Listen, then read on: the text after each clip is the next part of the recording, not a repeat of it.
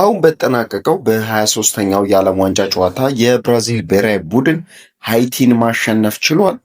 በምድብ 3 የሚገኙት ብራዚልን ከሃይቲ ያገናኘው ጨዋታ በብራዚል አሸናፊነት ሲጠናቀቅ የሁለቱ ጨዋታ ላይ ጎሎቹን ማስቆጠር የቻሉት ማቲያስ ኩኛ ኮከብ ሆኖ ባመሸበት ጨዋታ የብራዚልን የድል ግቦች ማስቆጠር የቻሉት ተጫዋቾች በ23ኛው ደቂቃ ማቲያስ ኩኛ ኳስና መረብን አገናኝቶ ብራዚልን መሪ ሲያደርጋት በ36ኛው ደቂቃ ከቪኒ ጁኒየር የደረሰውን ኳስ የጨዋታው ኮከብ ሆኖ ያመሸው ማቲያስ ኩኛ በ36ኛው ደቂቃ ለራሱም ለሀገሩም በጨዋታው ሁለተኛውን ጎል ሲያስቆጥር በ45 ሲደመር ሶስተኛው ደቂቃ ላይ ከሉካስ ፓኩዌታ የደረሰውን ኳስ ቪኒ ጁኒየር ወደ ጎልነት ቀይሮ ብራዚል ይህን ጨዋታ 3-0 ማሸነፍ ችላለች።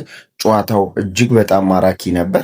በጨዋታዋ ላይ ራፊኒያ ከፍተኛ ጉዳት አስተናግዶ ተቀይሮ ወጥቷል።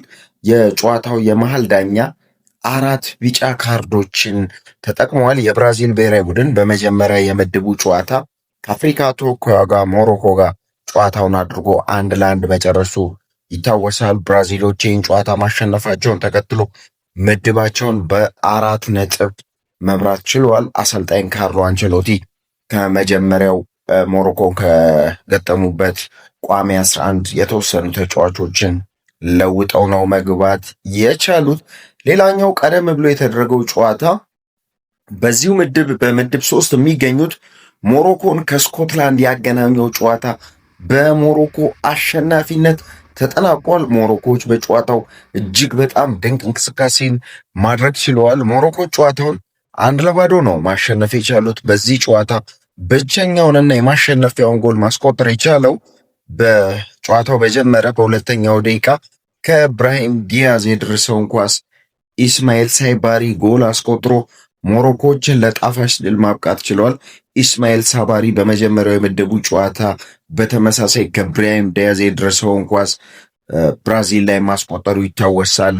ኢስማኤል ሳባሪያ ዛሬም ሳይባሪ ለሞሮኮ የአሸናፊነቷን ጎል ማስቆጠር የቻለ ድንቅ ተጫዋች ነው። የጨዋታው የመሃል ዳኛ 2 ቢጫ ካርዶችን መጠቀም ችሏል። ሞሮኮ 4 ነጥቦችን በተመሳሳይ ከብራዚል ጋር ይዛ ምድቡ ላይ ሁለተኛ ደረጃ ላይ ተቀምጣለች። ምድቡን ብራዚል በ4 ነጥብ ስትመራ በተመሳሳይ ሞሮኮ 4 ነጥብ አላት፣ ሁለተኛ ደረጃ ላይ ተቀምጣለች። የብራዚል ብሔራዊ ቡድን በብዙ ጎሎችን በማስቆጠር ነው ምድቡን እየመራ ያለው። ሶስተኛ ደረጃ ላይ የተቀመጠችው ትናንት በሞሮኮ 1-0 የተሸነፈችው የመጀመሪያዋን ጨዋታ ሃይቲን 1-0 ማሸነፍ የቻለችው የአውሮፓ ተወካይ ስኮትላንድ 3 ነጥብ አላት።